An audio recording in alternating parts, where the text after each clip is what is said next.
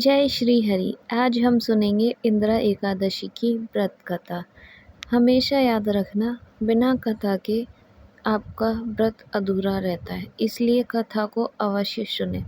अश्विन कृष्ण पक्ष की एकादशी का नाम इंदिरा एकादशी है।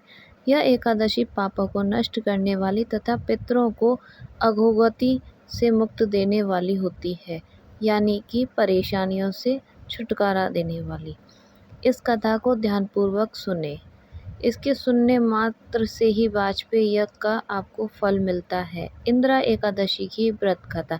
प्राचीन काल में सतयुग के समय में महेश्मती नाम की एक नगरी में इंद्रसेन नाम का एक प्रतापी राजा धर्मपूर्वक अपनी प्रजा का पालन करते हुए शासन करता था।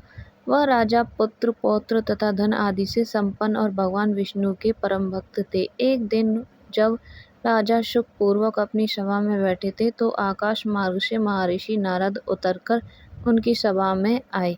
राजा उन्हें देखते ही हाथ जोड़कर खड़े हो गए और विधि पूर्वक आसन व अर्घ दिया।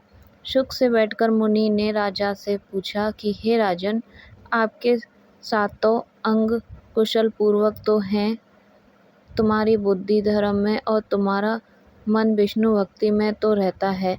देवऋषि नारद की ऐसी बातें सुनकर राजा ने कहा, हे महर्षि, आपकी कृपा से मेरे राज्य में सब कुशल है तथा मेरे यहाँ यज्ञ कर्मादि सुकृत होते रहे हैं, यानी कि वो अच्छा काम ही करते आए हैं।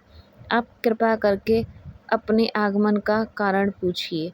तब ऋषि कहने लगे कि हे राजन, आप आश्चर्य देने वाले मेरे वचनों को सुने। मैं एक समय ब्रह्मलोक से यमलोक को गया। वहाँ श्राद्ध पूर्वक यमराज से पूजित होकर मैंने धर्मशील और सत्यवान धर्मराज की प्रशंसा की।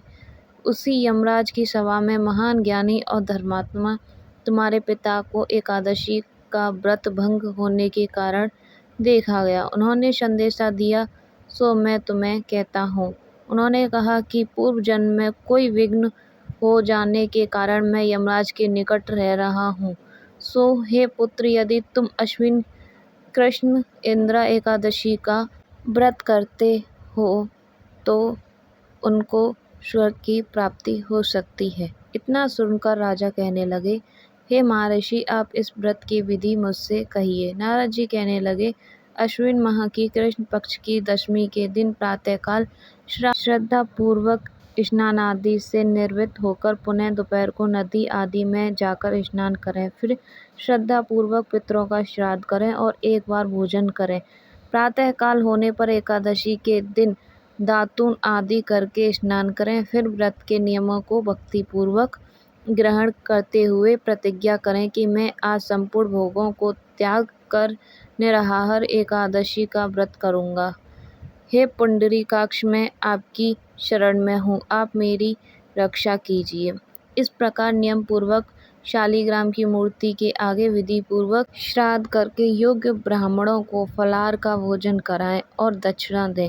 पितरों के श्राद्ध से जो बच जाए उसको घूसकर गो माता को दें तथा धूप दीप गंध पुष्प नैवेद्य आदि सब सामग्री से ऋषिकेश भगवान का भी पूजन करें। रात में भगवान के निकट जागरण करें और इसके पश्चात द्वादशी के दिन प्रातःकाल होने पर भगवान का पूजन करें, ब्राह्मणों को भोजन करें, भाई बंधुओं स्त्रियों और पुत्र सहित आप भी मौन होकर भोजन करें।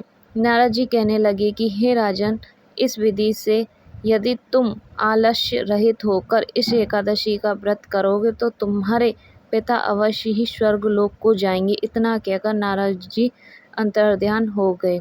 नारद जी के कथनानुसार राजा द्वारा अपने बंधुओं तथा दासों सहित व्रत करने से आकाश से पुष्प वर्षा हुई और उस राजा का पिता गरुड़ पर चढ़कर विष्णु लोक को गया। राजा इंद्रसेन भी एकादशी के व्रत के प्रभाव से निसंकट, यानी कि उन्हें कोई संकट नहीं हुआ, राज्य करके अंत में अपने पुत्र को सिंहासन पर बैठाकर स्वर्गलोक को गए।